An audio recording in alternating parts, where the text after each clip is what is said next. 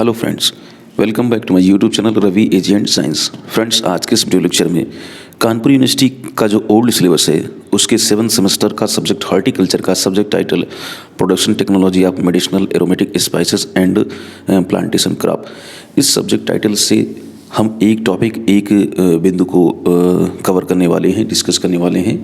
और फ्रेंड्स, आज के इस वीडियो लेक्चर में हम मेंथा क्रॉप को कवर करेंगे। तो इस वीडियो लेक्चर में मेंथा क्रॉप से रिलेटेड जो भी इम्पोर्टेंट्स पॉइंट्स हैं, जो भी इम्पोर्टेंट्स वन लाइनर हैं, हम इस वीडियो लेक्चर में कवर करने वाले हैं। और ये जो भी इम्पोर्टेंट्स वन लाइनर या MCQs हम इस वीडियो लेक्चर में कवर करेंगे, आपके एग्ज़ाम के पॉइंट ऑफ व्यू से बहुत ही ज़्यादा इंपॉर्टेंट होने वाले हैं। तो आइए वीडियो लेक्चर को स्टार्ट किया जाए। बट उन व्यूवर से जो फर्स्ट टाइम इस चैनल पर विजिट किए हैं, जिन्होंने चैनल को सब्सक्राइब नहीं किया है, तो वो चैनल को सब्सक्राइब कर सकते हैं और जिससे उन्हें अपने एग्ज़ाम से संबंधित जो भी इंफॉर्मेशन होगी, नोटिफिकेशन होगी, वो मिलती रहेगी। ठीक है, आइए स्टार्ट किया जाए। तो सबसे पहले हम जानेंगे मेंथा के बॉटनिकल नेम के बारे में। इसका वानस्पतिक नाम क्या है, इसका साइंटिफिक नेम क्या है।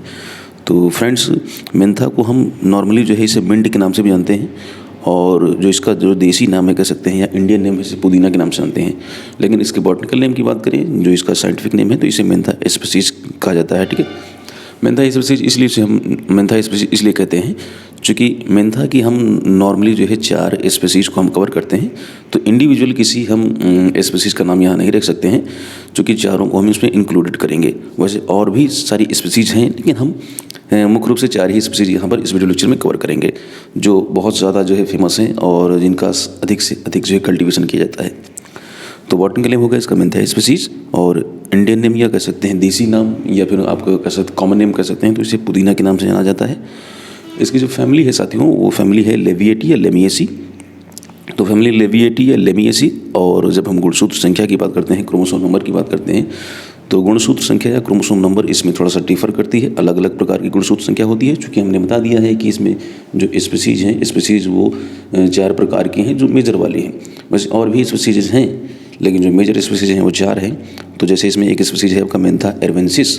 मेंथा एर्वेंसिस में गुणसूत्रों की संख्या है 96। लेकिन इसको हम ऐसे इस तरीके से लिखते हैं, यहाँ पर हमने जो लिखा है, लिखने का तरीका थोड़ा सा गलत है। इसको लिखेंगे 2n = 8x = 96। तो इसका n बराबर होगा आपका, n बराबर आपका 12 होता है। ठीक है, n = 12 होता है। तो देखें तो 12 को अगर हम 8 से मल्टीप्लाई करेंगे, ठीक है, तब आपका 96 आएगा। ठीक है, तो ये जो आपका मेंथा एर्वेंसिस है, ये ऑक्टाप्लॉइड स्पीसीज है इसकी। ठीक है, और जो दूसरी स्पीसीज हमने यहाँ पर कवर की है क्रोमोसोम नंबर के रेफरेंस में, वो है मेंथा पिपरेटा। और मेंथा पिपरेटा का जो गुणसूत्र संख्या है वो है 2n = 72 सॉरी।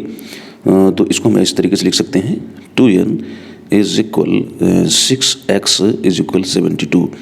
अगर इसको हम 12 से मल्टीप्लाई करते हैं तो 12×72 यानी 72। तो इस तरीके से हेक्साप्लॉइड स्पीसीज है। और जो दूसरी वाली है, जो पहले हमने जो मेंथा एर्वेंसिस की बात की थी, वो थी आपका ऑक्टाप्लॉइड स्पीसीज। ठीक है, ये 96 ही ऑक्टाप्लॉइड स्पीसीज है। तो इस तरीके से 2 गुणसूत्र संख्या आप याद रखिएगा, मेंथा एर्वेंसिस का 96 और मेंथा पिपरेटा का 72। आइए आगे चलते हैं। अब हम इन 4 स्पीसीज के बारे में डिटेल में थोड़ा सा जानते हैं। तो साथियों, ये जो 4 स्पीसीज हैं, 4 जो जातियां हैं, वो कौन कौन सी हैं। तो पहली जाति है मेंथा एर्वेंसिस। ये इसका जो दूसरा नाम है जापानीज मिंट यानी जापानी पुदीना के नाम से भी जानते हैं इसे। और दूसरी स्पीसीज है मेंथा पिपरेटा, या इसे पेपरमिंट के नाम से भी जानते हैं। तो इसका जो दूसरा नेम, अदर नेम है, जैसे मेंथा एर्वेंसिस को जापानीज मिंट के नाम से जानते हैं, मेंथा पिपरेटा को पेपरमिंट के नाम से जानते हैं। और अगली है आपका मेंथा स्पाइकेटा। मेंथा स्पाइकेटा को स्पीयरमिंट या गार्डन मिंट या लैम्ब मिंट।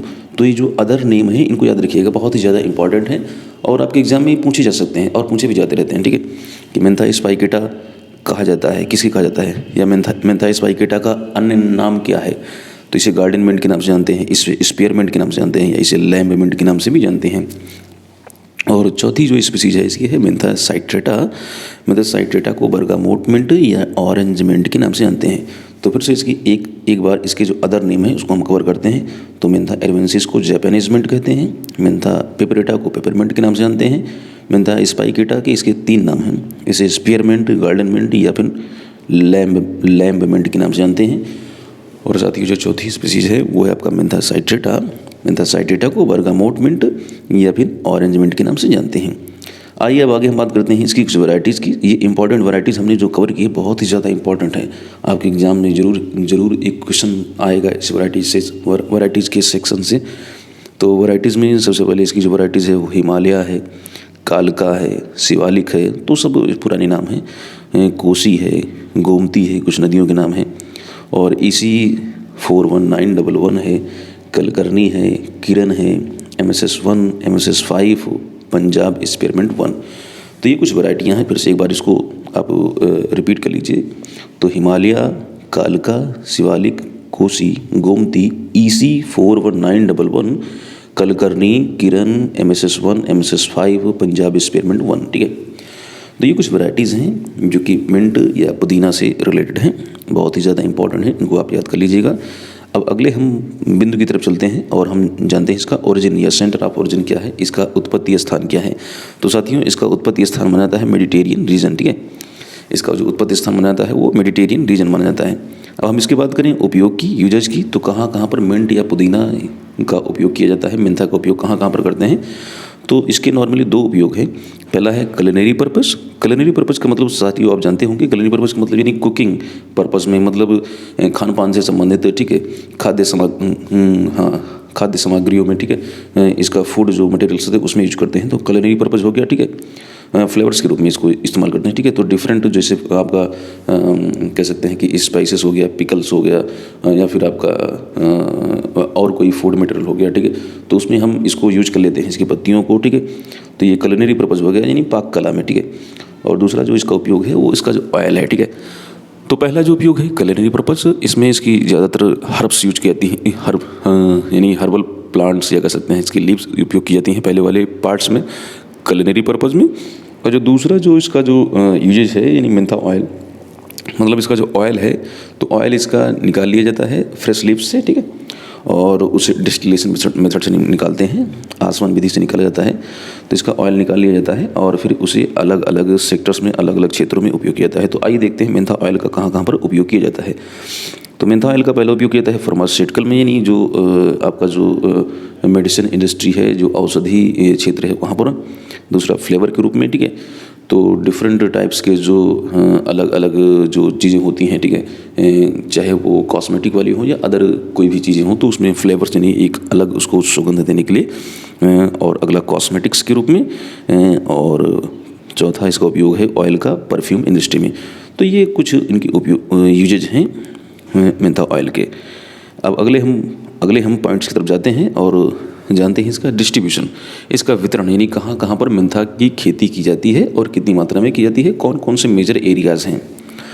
तो सबसे पहले हम जापानीज मिंट की बात करते हैं। ठीक है, तो जापानीज मिंट ब्राज़ील में, पराग्वे में, चाइना और इंडिया में। ठीक है, तो ये जो मेजर कंट्रीज़ हैं, ठीक है, जहाँ पर जापानीज मिंट का कल्टीवेशन किया जाता है, इसकी खेती की जाती है। और दूसरी हम मिंट की बात करते हैं पेपरमिंट। तो पेपरमिंट को USA में, मोरक्को में, अर्जेंटीना में, ऑस्ट्रेलिया और कुछ मात्रा में जो है and small scale in many European countries, और कुछ थोड़ी सी मात्रा में, ठीक है, कम पैमाने पर, ठीक है, कुछ यूरोपियन कंट्रीज़ में इसको हम कल्टीवेट करते हैं, इसकी खेती की जाती है। तो जापानीज मिंट में ब्राज़ील, पराग्वे, चाइना और इंडिया, और जो पेपरमिंट है USA, मोरक्को, अर्जेंटीना, ऑस्ट्रेलिया और थोड़ी मात्रा में जो कुछ यूरोपियन कंट्रीज़ हैं वहाँ पर इसका हम कल्टीवेशन करते हैं। आगे चलते हैं।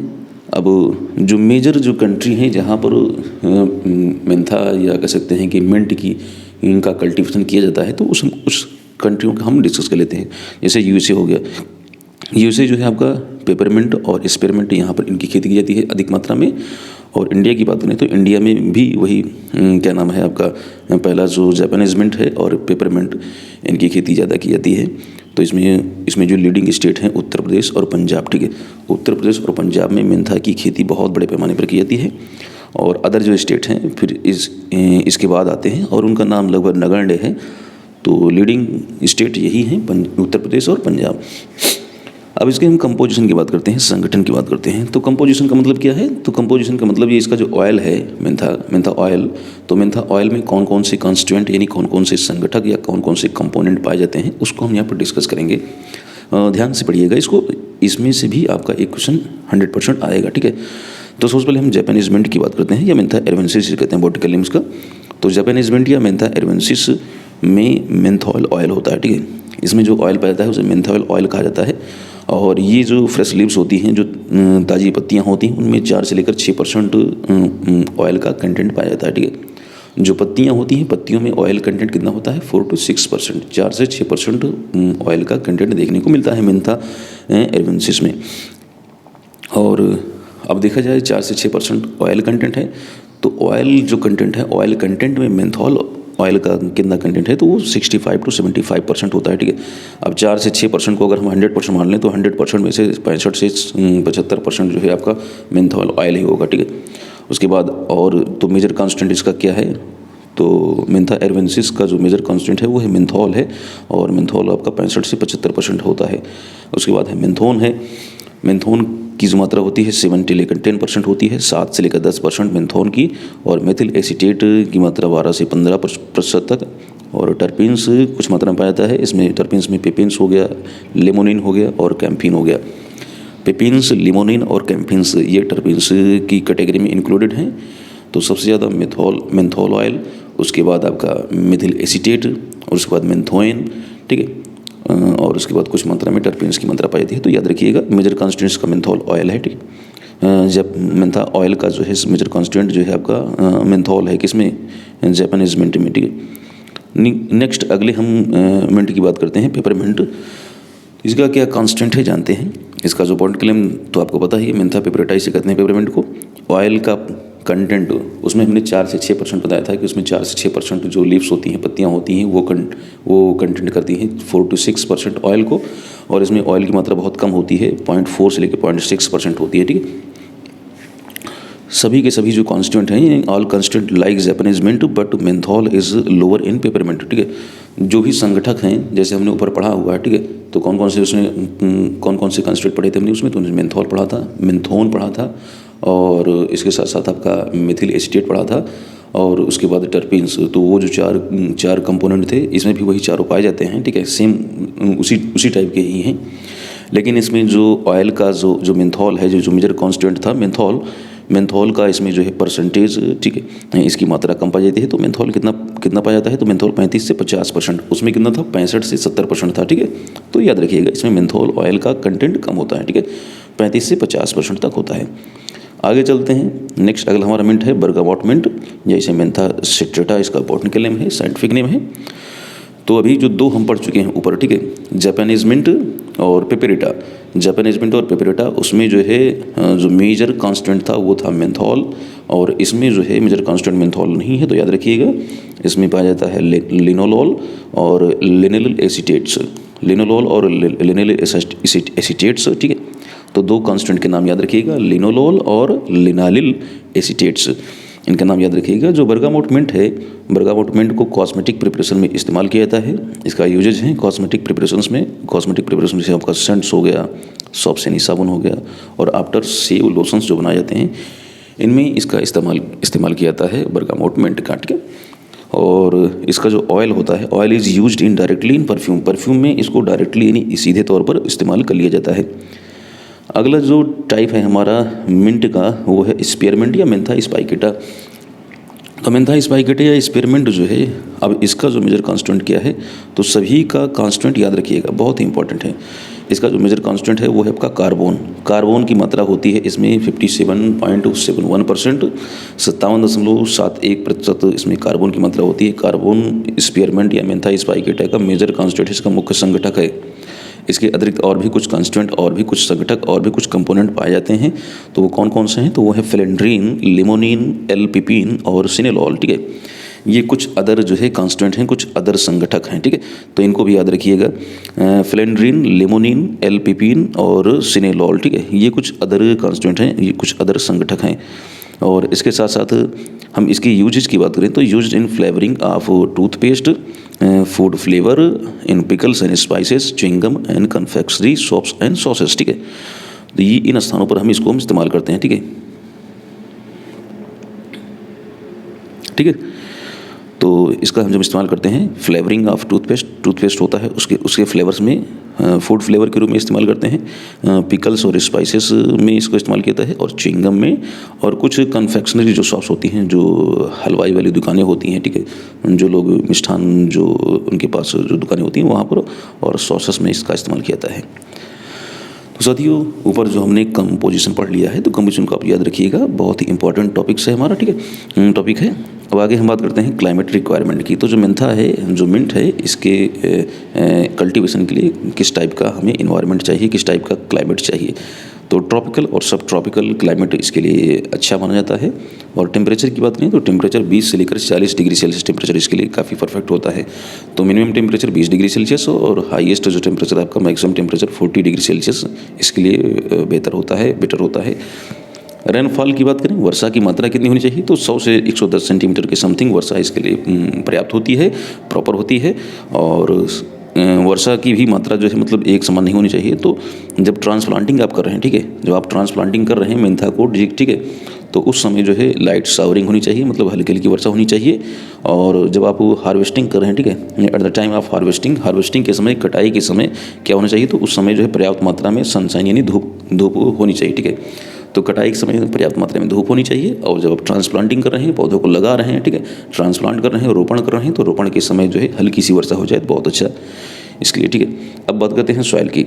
तो सॉइल में हम बात करें तो सॉइल में जिसमें अच्छी तरीके से जल निकास की व्यवस्था है, वेल ड्रेन्ड यानी जिसमें अच्छा जल निकास है, और तो वो अच्छे जल निकास वाली कौन सी मृदा हो सकती है, तो लोम हो सकती है, यानी आपका दोमट मृदा हो सकती है, या सैंडी लोम या बलुई दोमट मृदा। तो अच्छे जल निकास वाली दोमट और बलुई दोमट मृदा जिसमें कार्बनिक पदार्थ यानी ऑर्गेनिक मैटर काफ़ी ज़्यादा रिच मात्रा में हो, अच्छी मात्रा में हो, तो इस प्रकार की मृदा काफ़ी बेहतर होती है मिंट के लिए या मेंथा के कल्टीवेशन के लिए। तो आगे अगले पॉइंट की तरफ चलते हैं। अगला हमारा जो बिंदु है वो है पीएच की बात करें तो पीएच आपका 6 से लेकर आपका 8.2 यानी 6 to 8.2 यानी स्लाइटली एसिडिक से लेकर आपका एल्कल बेसिक तक होता है, यानी अम्लीय क्षारीय दोनों प्रकार के वातावरण में ये जो है सर्वाइव कर सकती है, मतलब इसका कल्टीवेशन होता है। पर साथियों, इसका जो है क्या कह सकते हैं, पीएच 5.5 से कम नहीं होना चाहिए। तो should be less than pH should be less than 5.5 क्या किया गया है, शुड बी लेस देन 5.5। हमें लगता है कि शायद 5.5 से कम इसके लिए उतना अच्छा नहीं रहता है, सेंटेंस शायद कुछ गड़बड़ हो गया है, ठीक है, कोई बात नहीं। जो मेन जो आपका पीएच है, पीएच को याद रखिएगा, 6 से लेकर आपका 8.2 पीएच इसके लिए अच्छा माना जाता है, और 5.5 से कम इसका जो पीएच होता है वो थोड़ा सा कम अच्छा माना जाता है, शायद ऐसा कुछ था। आगे चलते हैं, लैंड प्रिपरेशन की बात करते हैं, खेत की तैयारी की बात करते हैं। तो खेत की तैयारी में सबको पता है, तो 2 से 3 आप इसकी जुताई करेंगे, 2 to 3 ploughing followed by planning of necessary to get a fine seed bed. एक अच्छी सीड बेड बनाना चाहते हैं, ठीक है, तो अच्छी सीड बेड बनाने के लिए आप 2 से 3 बार अच्छी जुताई करेंगे, ठीक है। और the field should be free from stubble and weeds. आपका जो खेती होगी, जो आपकी लैंड है, लैंड में किसी प्रकार का कोई फसल अवशेष ना हो और किसी प्रकार का कोई खरपतवार ना हो। तो इस प्रकार आप खेती की तैयारी कर सकते हैं। 2 से 3 बार आप जुताई कर दें, ठीक है, बढ़िया से, और 2 से 3 बार जुताई करने के बाद आपका सीड बेड बढ़िया से बन जाए। और सीड बेड बनने के साथ साथ ही ध्यान रखें कि उसमें आपके खेत में कोई भी फसल अवशेष ना हो, ठीक है, पुरानी जो फसल थी उसका कोई अवशेष ना बचा हुआ हो, ठीक है, और साथ ही साथ उसमें कोई वीड्स, कोई खरपतवार ना उगा हुआ हो, ठीक है। अब आगे बात करते हैं सीड रेट की। तो हम सीड रेट कितना रखेंगे इसके लिए, तो seed rate preparation by creeping stolons and suckers. तो इसमें जो सीड जो इस्तेमाल किया जाता है तो वेजिटेटिव पार्ट ही है वो, ठीक है, तो उसे सीड कह दिया जाता है। तो उसमें हम जो सीड इस्तेमाल करते हैं उसे स्टॉलेंस कहा जाता है, या उसे क्रीपर्स उसे सकर्स कहते हैं, ठीक है। तो स्टॉलेंस या सकर्स का इस्तेमाल करते हैं। तो इसके सीड को क्या कहा जाता है, तो मेंथा का जो सीड होता है उसे स्टॉलेंस कहते हैं या सकर्स कहते हैं। अब मात्रा की बात करते हैं, तो साथियों उसकी जो मात्रा होती है वो 400 किलोग्राम यानी 400 kg stolons are required for planting 1 hectare of land. 1 hectare भूमि के लिए जो है लगभग 400 किलोग्राम स्टॉलेंस या सकर्स की आवश्यकता होती है। अब बात करते हैं ट्रांसप्लांटिंग या प्लांटिंग की। तो जो स्टॉलेंस या सकर्स है, जो वेजिटेटिव पार्ट्स है, जो इसका जो रूट्स वाला एरिया होता है उसी को सकर्स कहते हैं, ठीक है। तो 7 से 10 सेंटीमीटर के छोटे छोटे टुकड़े काट लेंगे। 7 से 10 centimetre stolons planted in shallow furrow, 7 to 10 centimetre stolons planted in shallow furrow about 7 to 10 centimetre deep with row to row 45-60 centimetre distance. तो देखिए इसमें दो चीज़ें इसमें मैच कर रही हैं। 7 से 10 सेंटीमीटर हम क्या करेंगे, छोटे छोटे टुकड़े काटेंगे और जो इनकी गहराई रखेंगे, मतलब इनको बुआई करेंगे तो इसको जो हम ज़मीन में जब इसको डिप करेंगे तो ज़मीन में इसको धंसाएंगे तो 7 से 10 सेंटीमीटर ही धंसाएंगे, ज़्यादा अंदर तक गाढ़ा नहीं देंगे, ठीक है। इसको तो 7 से 10 सेंटीमीटर इसको हम डीप जो है इसको हम ट्रांसप्लांट करेंगे और छोटे छोटे टुकड़ों की साइज़ भी लगभग 7 से 10 सेंटीमीटर ही होगी। और इसका जो डिस्टेंस रखेंगे, डिस्टेंस आप इस तरीके से मेंटेन कर सकते हैं, 45 से 60 सेंटीमीटर डिस्टेंस रख सकते हैं row to row and plant to plant, ठीक है।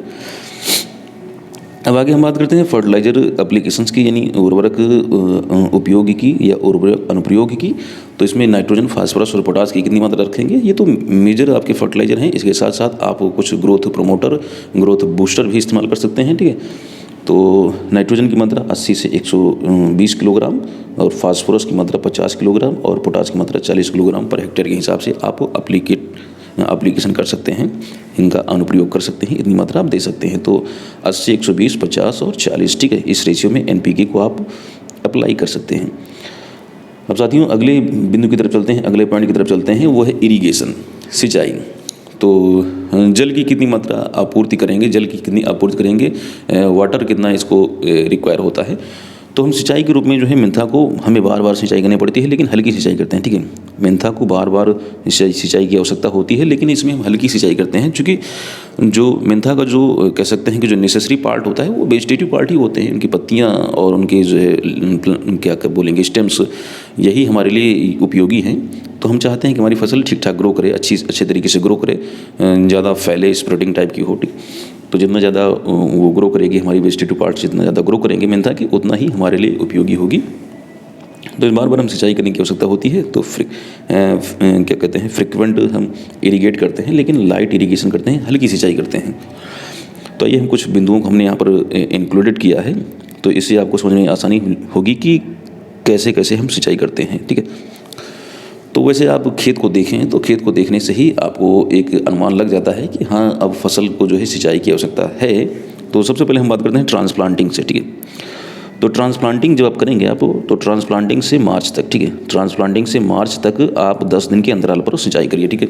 10 डेज इंटरवल इरीगेशन करेंगे।